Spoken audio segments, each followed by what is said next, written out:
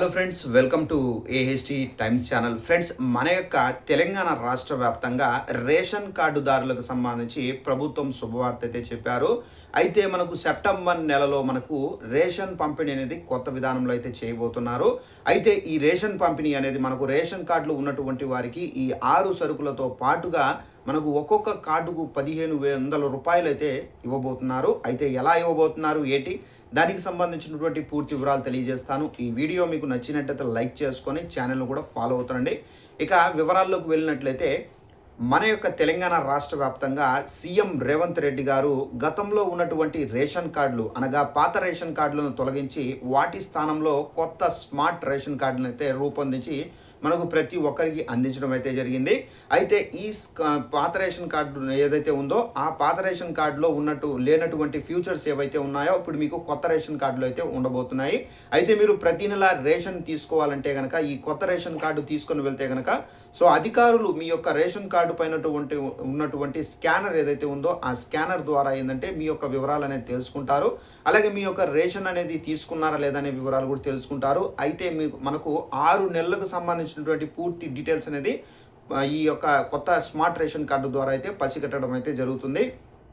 అయితే మన యొక్క తెలంగాణ రాష్ట్ర వ్యాప్తంగా ప్రభుత్వం ఏంటంటే కొత్త రేషన్ కార్డులు ఇచ్చారు కదా. ఈ కొత్త రేషన్ కార్డులకు సంబంధించి మనకు ప్రతి ఒక్కరికి అనగా రేషన్ కార్డులో ఎంతమంది అయితే ఉన్నారో మగవారికి, ఆడవారికి, పిల్లలకు ఒక్కొక్కరికి 6 కేజీల రేషన్తో పాటుగా 6 కేజీల ఉచితంగా మనకు బియ్యంతో పాటుగా మనకేంటంటే మనకు చక్కెర, గోధుమలు, అలాగే మనకు రాగులు ఇవైతే మనకు ఎక్స్ట్రా ఏదైతే ఐటమ్స్ ఉన్నాయో వాటిని అయితే పంపిణీ అయితే చేయడం అయితే జరుగుతుంది.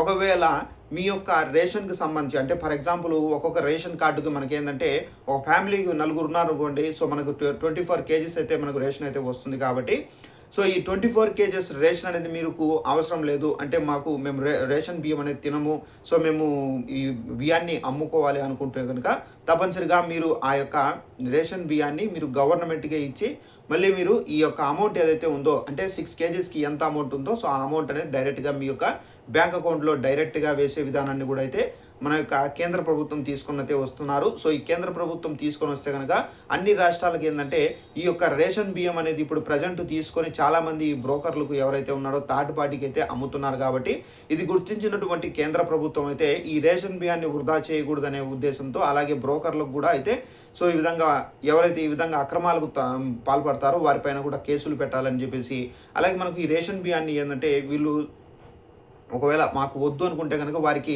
ఆ రేషన్ బియ్యంకి సంబంధించి ఎంత అమౌంట్ అవుతుందో ఆ అమౌంట్ అనేది ఇవ్వడం అయితే జరుగుతుంది. అలాగే కేంద్ర ప్రభుత్వం ఏదైతే రేషన్ అనేది వేస్తున్నారో 3 నెలలకు సంబంధించి మనకి ఏంటంటే ఉచితంగా రేషన్ పంపిణీ అయితే చేస్తున్నారు. అయితే ఇప్పుడు మనకు ఏదైతే కొత్త రేషన్ కార్డులు అయితే ఇచ్చారో ఆ రేషన్ కార్డు అనేది తీసుకొని వెళ్ళి మీరు కొత్త రేషన్ కార్డులు ఈ 3 నెలలకు సంబంధించినటువంటి రేషన్ బియ్యాన్ని కూడా అయితే తీసుకోవచ్చు. అలాగే మనకి ఏంటంటే మన కేంద్ర ప్రభుత్వం రాగులు అలాగే మనకు జొన్నలు ఇవ్వడం అయితే జరుగుతుంది. వీటిలో ఈ రెండిట్లో ఏదో ఒకటి ఇస్తారు. అది అయితే తీసుకొని అయితే మీరు వెళ్లాల్సి అయితే ఉంటుంది.